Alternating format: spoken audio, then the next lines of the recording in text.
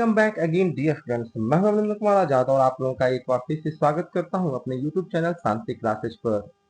आज की इस वीडियो लेक्चर में हम लोग करंट अफेयर देखने वाले हैं 30 मई 2025 का। थोड़ा सा लेट हो गया, लेकिन हम लोग इस प्रकार से थोड़ा सा डिले वगैरह होता रहेगा। थोड़ा सा आप लोग भी कोशिश कीजिए कि इसको अधिक से अधिक शेयर कीजिए, और जब भी ऐसे लेट वेट होता है तो आप भी मुझे कमेंट करके याद दिलाइए कि सर एक दो दिन हो गया। हम लोगों का कोशिश है कि हर दिन का करंट अफेयर उसी दिन अपलोड हो जाए या उसके अगले दिन अपलोड हो जाए।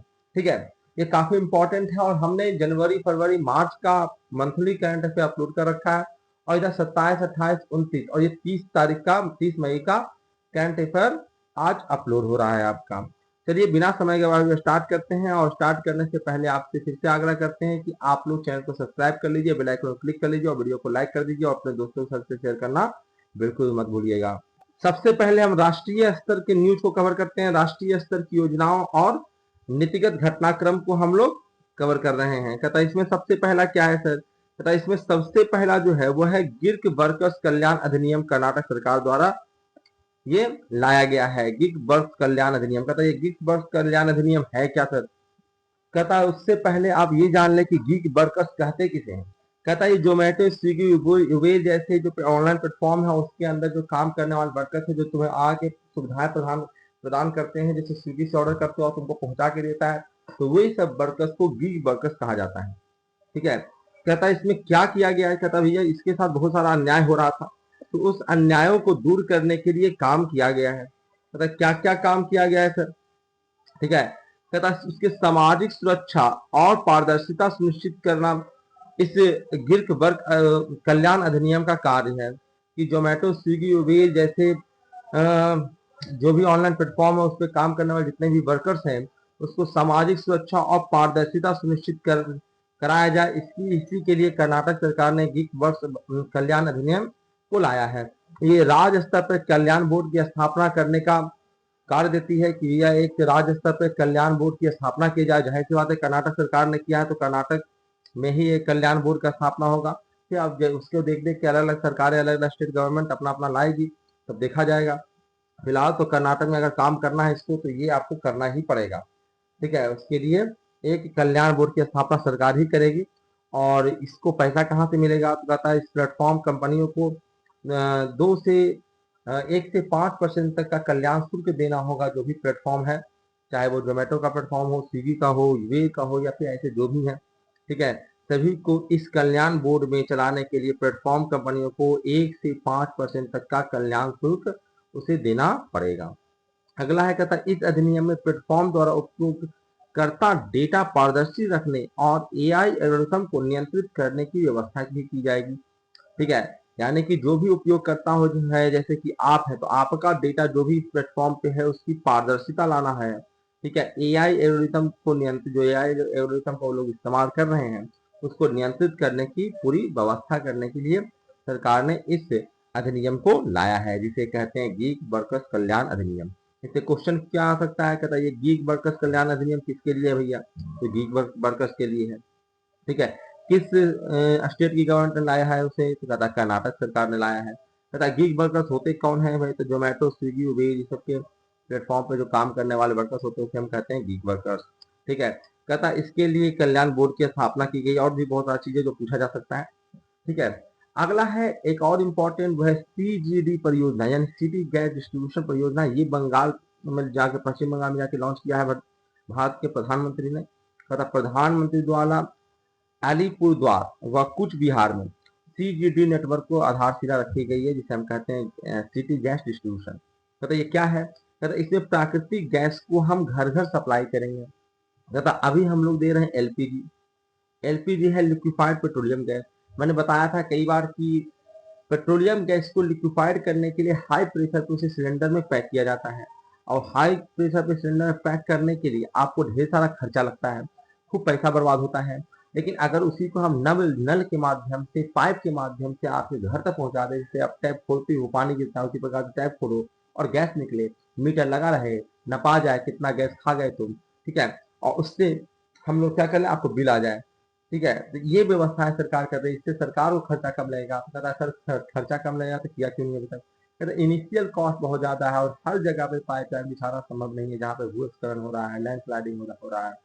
ठीक है। और भी बहुत सारी समस्याएं हैं, क्लाइमेट का समस्याएं हैं, जिस कारण से हर जगह पाइपलाइन बिछा पाना आसान नहीं। ऊपर से नस्लवाद है, पाइपलाइन जैसे ट्रेन का पटरी तोड़ दे रहा, उसे पाइपलाइन तोड़ देगा तो दुर्घटनाएं हो सकती है। तो हर चीज को ध्यान में रखते हुए हमें काम करना है। ठीक है, ऊपर से तोड़ते रहेगा बार बार, फिर खर्चा बढ़ जाएगा, जो खर्चा हम कम कराने गए हैं वो खर्चा बढ़ती रहेगा। ठीक है, दोनों चीजें देखना है। तो कहता है इस सीजीडी में क्या क्या आएगा सर? कहता प्राकृतिक गैस में आपका पीएनजी और सीएनजी। सीएनजी का नाम सुने हो, सीएनजी गाड़ियों पर बैठे भी होंगे। तो ठीक है, सीएनजी का फुल फॉर्म क्या होता है जी? सीएनजी का फुल फॉर्म होता है compressed natural gas. Compressed natural gas कहता है ये कंप्रेस करके हम लोग नेचुरल गैस को डाल देते हैं सिलेंडर में, और सिलेंडर का यूज होता है आपका जो चलने वाली गाड़ियां हैं उसमें। ठीक है, ये तो चलने वाली गाड़ी हम, क्योंकि हमारे पास कोई विकल्प है नहीं कि उसको सिलेंडर में ही हमको गैस देना पड़ेगा। ठीक है, लेकिन घर में तो घर तो चलता नहीं है, तो उसको हम पीएनजी सप्लाई करेंगे। कहता है पीएनजी क्या है? ये है पाइप्ड नेचुरल गैस। ठीक है, ये क्या है? पाइप, पाइप में न चलता है, इसलिए इसे क्या बोलते हैं? इसे बोलते हैं पाइप्ड नेचुरल गैस। ठीक है, तो प्राकृतिक गैस को दो फॉर्म में आप तक सप्लाई किया जा रहा है। एक है अगर गाड़ी वगैरह चला रहे हैं, जैसे यहाँ लिखा हुआ है सीएनजी जो है वो वाहन ईंधनों के रूप में उपयोग होगा। ठीक है, और पीएनजी का उपयोग हम लोग करेंगे घर में, क्योंकि पीएनजी पाइप नेचुरल गैस है, तो इसको तो हम गाड़ी को दे नहीं सकते हैं, वरना पाइप पीछे पीछे बाइक चलेगा, पीछे से पाइप चलेगा। ठीक है, तो वो तो संभव है नहीं। ठीक है, तो ये व्यवस्थाएं करने की कोशिश है, और वर्ष 2025 तक ये लक्ष्य रखा गया है कि 550 जिलों में सीजीडी नेटवर्क को फैला दिया जाए। ठीक है, ये लक्ष्य भारत सरकार ने रखा। हमारे प्रधानमंत्री जी ने अनाउंसमेंट किया है भैया कि हमारा लक्ष्य 2025 तक हम 550 जिलों में ये सीजीडी नेटवर्क को फैला दें। ठीक है, अब ये मोदी जी जो है वो काम करते थोड़ा फास्ट करते हैं, तो कहा जा सकता है कि अगर भाई उन्होंने लक्ष्य लिया है तो वो पूरा भी कर ही देंगे। ठीक है, कोई दिक्कत इसमें? चलिए आगे बढ़ते हैं। अब इसरो की तरफ से न्यूज है भाई। क्या न्यूज है? इसरो अंतरिक्ष से संबंधित न्यूज। कहता ISSAR रिपोर्ट 2024 लाया गया है। ये क्या है भाई? कहता ये है Indian space situational assessment report. कहता इस रिपोर्ट में क्या क्या बताया गया है? इसमें बताया गया है कुल 136 भारतीय अंतरिक्ष मिशन अब तक प्रक्षेपित किए जा चुके हैं। ठीक है, इसमें बताया गया है कि लो अर्थ ऑर्बिट LEO में 22 और जियो स्टेशनरी ऑर्बिट GEO में 31 सक्रिय भारतीय उपग्रह अभी काम कर रहा है। ठीक है, अभी ये सक्रिय है, एक्टिव है। ठीक है, बहुत सारे और भी भेजे गए हैं जो 136 मैंने बताया कि 136 में अभी 22 और 31 जो है, ठीक है, वो सक्रिय स्थिति में है। अगला है आपका कोलिजन अवॉइडेंस मैनेवरेंस, यानी कि CAMS। कहता ये क्या है? कोलिजन अवॉइडेंस मेमोरेंस। ये कहता है ये जो है, ये आपको उपग्रहों को आपस में, जो आपने सैटेलाइट भेजा है उसको आपस में टकराने से रोकने का एक व्यवस्था है। कहता है इसने 2024 में 10 बार टकराव से बचाव किया है।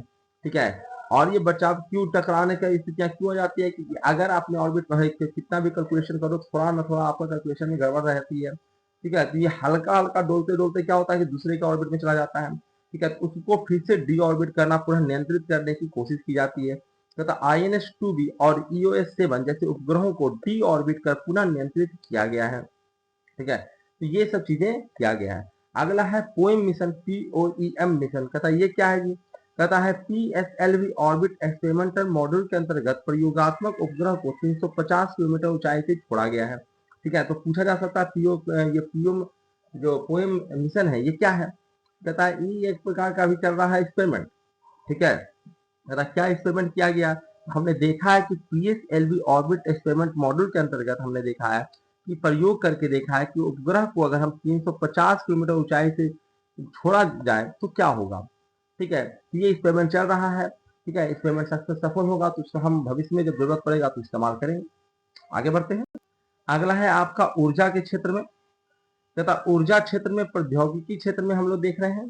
कहता है कि इसमें सबसे पहले है battery energy storage system, BESS। कहता है ये क्या है BESS भाई? ये है battery energy storage system. Delhi में दक्षिण एशिया की सबसे बड़ी BESS परियोजना लॉन्च की गई है, इसलिए न्यूज में है।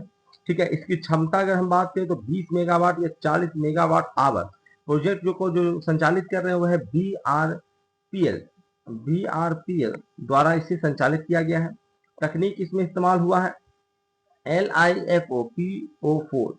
LiFePO4, ये इसमें इस्तेमाल किया गया। ये है लिथियम आयरन फॉस्फेट। ठीक है, ये बैटरियां कौन सी बैटरियां हैं? लिथियम आयरन फॉस्फेट बैटरियां हैं, जो कि सुरक्षित है और थर्मल स्थिरता है इसमें। थर्मल स्थिरता मतलब जल्दी बैटरियां गर्म नहीं होती है। ठीक है, ऐसी बैटरियों का इस्तेमाल किया गया। भारत में 2031 से 32 तक 236 गीगावाट आवर स्टोरेज की आवश्यकता अनुमानित किया गया है। ठीक है, इस चर्चाओं में आगे बढ़ते हैं हम लोग। आगे आर्थिक घटनाक्रम और आरबीआई का रिपोर्ट 2024-25। कहता है आरबीआई ने क्या बताया इसमें? काफी इंपॉर्टेंट चीजें बताई गई, ये सब एग्जाम में आता है। कहता है जीडीपी वृद्धि का अनुमान लगाया गया है 2025-26 में। भारत की आर्थिक वृद्धि दर जो है वो 6.5% अनुमानित किया गया है। ठीक है, 2025-26 में भारत की आर्थिक वृद्धि कितनी अनुमानित की गई है? कहता 6.5%। खास करिए बैंकिंग वगैरह के एग्जाम में काफी ज्यादा आता है। अगला है सीबीडीसी यानी डिजिटल रुपीज। डिजिटल रुपीज क्या होता है? जैसे आप देखते हो कि हर एक बैंक का लगभग डिजिटल रुपीज लॉन्च किया गया है। कैश मत रखिए, उसी में पैसा रखिए, उसी से लेन देन करिए। ये सरकार की पहल है। सरकार चाहता है कि डिजिटल रुपीज को बढ़ावा दें। यूपीआई से भी ट्रांजेक्शन करते हुए डिजिटल रुपीज नहीं होता है। ठीक है, वो रियल रुपीज का करेंसी का इस्तेमाल हो रहा होता है, डिजिटल फॉर्म में हो रहा होता है ट्रांजेक्शन, लेकिन वहां पे भी रियल रुपीज इन्वॉल्व रहता है। ठीक है, लेकिन ये कह रहा है कि भैया हम रियल रुपीज की हम बात ही नहीं करेंगे। ठीक है, हम एकदम डिजिटल रुपीज यानी कि उसको छपैया ही नहीं होगा। ठीक है, आप क्या करें, आपके पास जितना बैलेंस उसको डिजिटल फॉर्म में कन्वर्ट करिए। ठीक है, डिजिटल रुपीज खरीद लीजिए और डिजिटल रुपीज का ट्रांजेक्शन कीजिए आप। ठीक है, कई लोग किए होंगे, जो नहीं किए होंगे वो सर्च करना, देखना, आपको हर एक बैंक का लगभग आपको डिजिटल रुपीज मिल जाएगा, डिजिटल रुपीज का ऐप मिल जाएगा। ठीक है, चाहे एचडीएफसी हो, पीएनबी हो, इंडियन बैंक हो, कोई भी हो, आपका एसबीआई हो, सबका डिजिटल रुपीज का ऐप आपको प्ले स्टोर पे मिल जाएगा। ठीक है, तो वो सरकार ने काम बहुत पहले से शुरू किया था। ठीक है, मैंने भी कुछ हद तक इस्तेमाल किया सीबीडीसी डिजिटल रुपीज का, और उसमें बताया गया न्यूज कि अब तक 1016 करोड़ का प्रयोग हो चुका है। ठीक है, खुदरा और थोक दोनों स्तरों पर परीक्षण जारी है इसमें। अगला कहता है बाह्य ऋण और जीडीपी का जो अनुपात देखा जाए, यानी भारत सरकार का, भारत का जो जीडीपी है और भारत के जितने लोन है, उसका अगर रेशियो निकाला जाए कि कितना लोन है जीडीपी की तुलना में, कितना लोन है, तो कहता 19.1% 2024 में 19.1% ये है। ठीक है, बाह्य ऋण और जीडीपी का अनुपात कितना है? 19.1%। कहता है ये बहुत अच्छा रेशियो है, यह उभरते बाजार के लिए सबसे सुरक्षित माने जाने वाले स्तर पर हम है। न हमारे पास ज्यादा लोन है, न कम लोन है। कहता कम लोन अच्छा बात है सर, कि देखो कम लोन अच्छी बात नहीं है।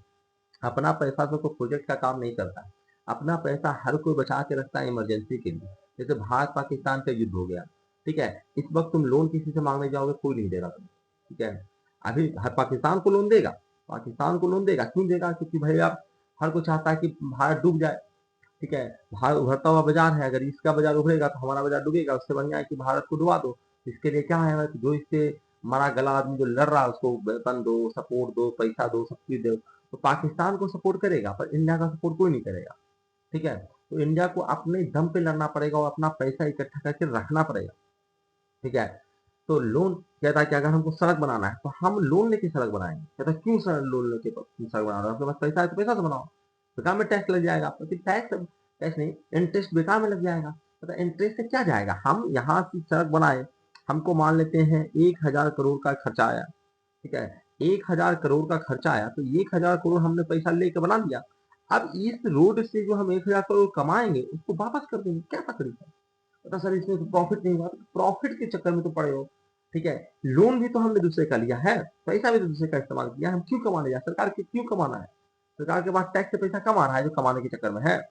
ठीक है, पैसा अगर खत्म हो गया, तुम्हारे पास नहीं रहा, तुम इमरजेंसी में फंस जाओगे, कभी किसी चीज का जरूरत पड़ गया तो तुम फंस जाओगे वहां पर। ठीक है, कोई देश तुमको पेट्रोल देने से मना कर दिया, तुमको कहीं सस्ता से पेट्रोल मिल रहा है, वहां से उठाना पड़ रहा है। ठीक है, ऐसे चक्करों में तुम फंस जाओगे। ठीक है, और ऐसे प्रोजेक्ट के कामों में तुमको जल्दी से आसान से पैसा मिल जाता है, क्योंकि जानता है कि रोड बन रहा है तो जाहिर सी बात है सरकार कमा लेगी पैसा, और कमा के हमें लौटा भी देगी, तो तुरंत पैसा लगाने के लिए भी लोग तैयार रहते हैं। यहाँ तक कि भारत सरकार खुद लोन लेता है और दूसरों को लोन देता भी है। अब खुद सोचो, हम लोन लेते भी हैं और दूसरे के प्रोजेक्ट में लोन देते भी हैं। कोई गरीब देश जिसको कोई डेवलपमेंट का काम करना है, पैसा नहीं है, तो वहां सरकार पैसा देती भी है, किलो पैसा। ठीक है, जैसे बांग्लादेश हो गया, वो अफगानिस्तान हो गया, बहुत सारे ऐसे कंट्री है, मालदीव ने बैठा है। ठीक है, बहुतों को हम लोग पैसा देने के लिए फिराक में तो लो पैसा, श्रीलंका है लो पैसा, ठीक है। एक तो हमसे लोन लिए हुए हैं, तो एक तो हमारे दबाव में हम जैसे चाहेंगे वैसे करेगा, जैसे चाइना सबको लोन बांट बांट के अपना अधीन किए हुए हैं।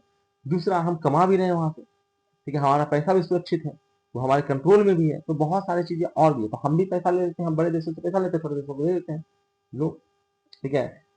तो ये इस प्रकार के काम, और दूसरे देशों को देने में तकलीफ भी नहीं है, क्योंकि हम पैसा उसको लौटा दे रहे हैं टाइम टाइम पे, और इंटरेस्ट के साथ लौटा रहे हैं, तो कोई मजे है, पैसा दे ही रहा है तो दो उसको और दो। तो हमारा जो ये अनुपात है बाह्य ऋण और जीडीपी का, ये 19.1% का अनुपात है, ये बहुत अच्छा अनुपात माना जा रहा है, ठीक है। आगे बढ़ते हैं, कहता निवेश और बचत में वृद्धि, कहता घरेलू और विदेशी निवेश में बढ़ोतरी हुई है, राष्ट्रीय सकल आय में भी जो बढ़ोतरी हुई है, और बढ़ोतरी हुई है कितने का, 5.1% की वृद्धि हुई है राष्ट्रीय सकल आय में, ठीक है। ये सब पॉजिटिव न्यूज है इसके, और ये एग्जाम्स वगैरह में आते हैं, आ सकते हैं। आगे बढ़ते हैं, अगला है आपका न्यायिक और प्रशासनिक सुधार में क्या क्या काम हुआ है भाई। कहता प्रगति बैठक हुआ है, ठीक है। प्रगति बैठक क्या है भाई, कहता है ये प्रधानमंत्री की अध्यक्षता में विकास परियोजनाओं की समीक्षा के लिए बैठक बुलाई गई थी, ठीक है, ये बैठक हुई है। कहता इसमें क्या हुआ है सर, कहता अब तक 17 लाख करोड़ से अधिक की 340 परियोजनाओं प्रगति प्लेटफॉर्म के माध्यम से समीक्षा के अधीन रही है, ठीक है। प्रगति का ऐप भी मिलेगा, ये ऑनलाइन प्लेटफॉर्म है, ठीक है। तो ये ऑनलाइन प्लेटफॉर्म के जरिए 340 परियोजनाओं को अभी तक, ठीक है, क्योंकि 17 लाख करोड़ से की अधिक की परियोजनाएं हैं, ठीक है, उसका अभी तक समीक्षा हुआ है कि भाई काम चल रहा है, हो रहा है कि नहीं हो रहा है। अब क्या है कि सब सरकार यानी कि भारत सरकार वहां बैठे बैठे, चाहे तो प्रधानमंत्री खुद एक रोड भी तुम्हारे गांव का बन रहा है तो उसको भी निगरानी वो कर सकते हैं, ठीक है। कि वहां का, क्योंकि वहां ऐसे तो देश में इतने सारी चीजें हो रही है कि हर चीज को देखना समझ, उनके पास है डेटा, एक प्लेटफॉर्म पे कोशिश है रही है कि एक प्लेटफॉर्म पे सारा डेटा रहे ऑनलाइन, वहाँ का फोटो देखना चाहे, वहाँ का वीडियो देखना चाहे, वहाँ कौन कौन काम कर रहा है वो देखना चाहे, तो सारा चीज उनके पास रिपोर्ट्स है, ठीक है। तो आप हल्के मत लेना सरकार को, ठीक है, सरकार की निगरानी अब हर जगह है, अब टेक्नोलॉजी का इस्तेमाल हो रहा है और हर जगह हर किसी पर निगरानी है उनका। अगला है कृषि संबंधी, तथा कृषि और वैज्ञानिक अनुसंधान में क्या हो रहा है भाई। कहता आईसीएआर यानी कि सीआईएफए द्वारा मछलियों के लिए एक नई वैक्सीन लॉन्च किया गया, जिसे हम कहते हैं आर्गू वैक्स 1। कहता ये वैक्सीन क्या काम के लिए, किस काम के लिए है, कहता मछलियों के लिए है। सबसे पहले ये याद रखो कि एग्जाम में आ सकता है। कहता मछलियों में परजीवी संक्रमण से बचाव के लिए ये वैक्सीन का इस्तेमाल, ये वैक्सीन बनाया गया है, ठीक है।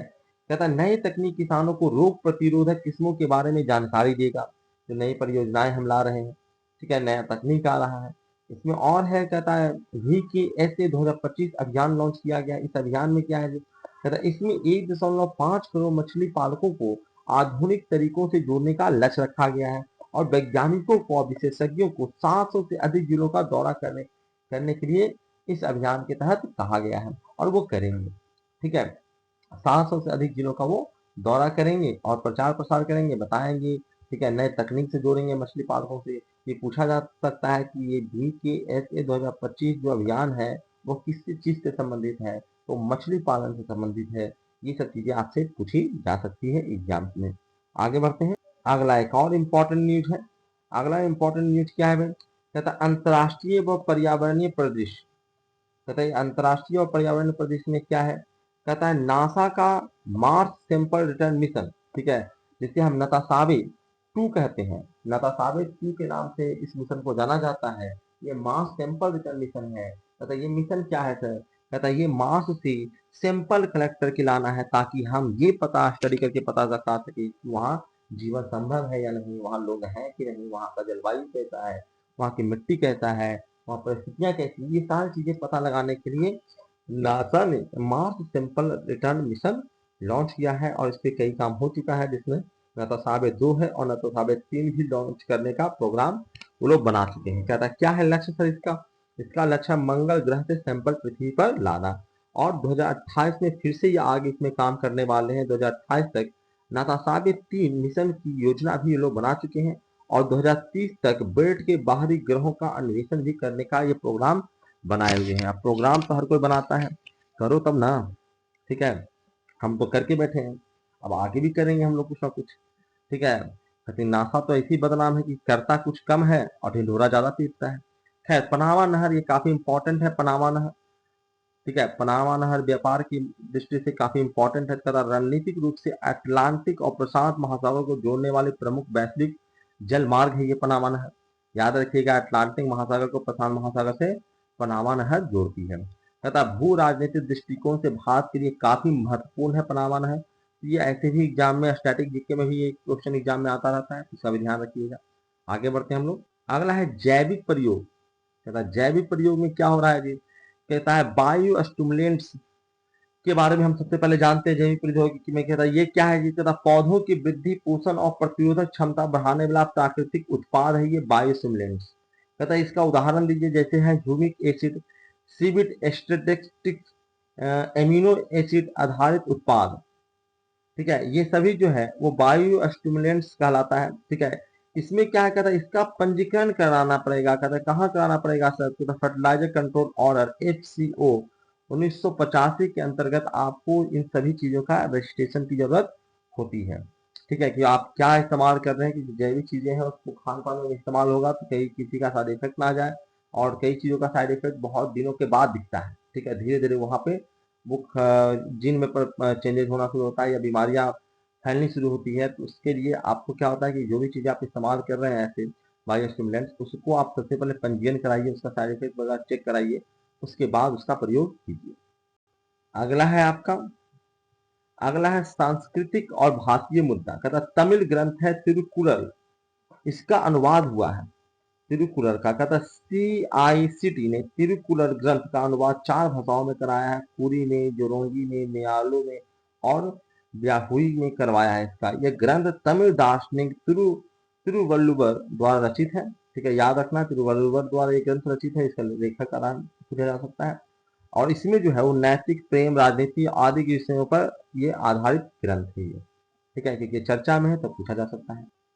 अगला देखिए, अगला है भारत और मंगोलिया संयुक्त सैन्य अभ्यास हुआ है जिसका हम नाम दिए नोमैडिक एलिफेंट 18। कहता है ये कहाँ आयोजन हुआ है? कहता है ये इसका आयोजन हुआ है मंगोलिया में, और इसका उद्देश्य क्या है? कहता है ऊंचे क्षेत्रों में शहरी और शहरी वातावरण में संयुक्त सैन्य संचालन के लिए इसका प्रैक्टिस लोग कर रहे हैं, हमारी सेनाएं कर रही है, ताकि ऊंचे क्षेत्र पे जो शहरी वातावरण है उसमें हम किस प्रकार से युद्ध अगर होता है तो किस प्रकार से हम रिएक्ट करेंगे। ठीक है, तो वहाँ संयुक्त सैन्य संचालन का तरीका ये लोग सीख रहे हैं।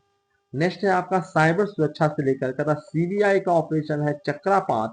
ठीक है, याद रखना चक्रा 5 क्या है जी? तो कहता है CBI का ऑपरेशन है चक्रा 5। ये कहता है चक्रा 5 ये क्या है भाई? कहता है अंतरराष्ट्रीय साइबर अपराध के नेटवर्क पर कार्रवाई करना और ठगी के लिए डार्क वेब और डिजिटल अरेस्ट जैसे हथकंडों का खुलासा करना। ठीक है, डिजिटल अरेस्ट का प्रचार तो अभी आ ही रहा है। अमिताभ बच्चन खुद फोन पे आके बोलते हैं डिजिटल अरेस्ट के नाम पे आपको धमकाया जाए। कहता ऐसा कोई प्रावधान भारतीय कानून में है ही नहीं डिजिटल अरेस्ट जैसा। ठीक है, तो उसके नाम पे आपको डरा कर पैसे ठगने की कोशिश की जाए तो आप उससे मत डरिए। ठीक है, तो उसी के लिए CBI उसमें काम करना शुरू कर दिया है ताकि ये ठगी वगी को रोका जा सके। तो ये था आपका 30 मई 2025 का करंट अफेयर। अब हम लोग नेक्स्ट वीडियो में देखने वाले 31 मई 2025 का करंट अफेयर। और जैसा कि देख रहे हो कि अब हम थोड़ा सा और डिटेलिंग पर चलेंगे। ठीक है, शॉर्ट में चल रहे थे लेकिन डिटेलिंग पर चलेंगे, और उसके लिए आपसे भी आग्रह है कि आप लोग जुड़िए की कोशिश कीजिए। करंट अफेयर जितना आसान सोचते उतना आसान होता नहीं है। इतनी सारी दुनिया में न्यूज हो रही है, उसको एनालिसिस करके उससे इंपॉर्टेंट को छांटना, कंटेंट तैयार करना, पूरा एनालिटिकल टीम चाहिए होता है उसके लिए। ठीक है, और मैं अकेला हूँ, तो जैसे जैसे आप सपोर्ट करोगी तो वैसे वैसे मेरा भी टीम बढ़ेगा, लोग बढ़ेंगे और आपको बेहतर ढंग का कंटेंट, ठीक है, मिलेगा इस चैनल पे। तो आप थोड़ा सा सपोर्ट कीजिए, चैनल को सब्सक्राइब करके रखिए, बेल आइकन क्लिक करके रखिए। ठीक है, और दोस्तों के साथ इसे शेयर कीजिए, जहाँ पे फेसबुक, व्हाट्सएप, ट्विटर, इंस्टाग्राम जहाँ पे भी आप हैं, इसको अधिक से अधिक शेयर कीजिए ताकि आपको और बेहतर से बेहतर कंटेंट इस चैनल पे आपको मिल जाए। एक ही जगह पे जितने भी कम्पिटेटिव एग्जाम है उस सभी चीज का आपको कंटेंट एक ही चैनल पे, एक ही जगह पर मिले। ठीक है, इस वीडियो लेक्चर में इतना ही था। बहुत बहुत धन्यवाद आप लोगों का। Thank you very much.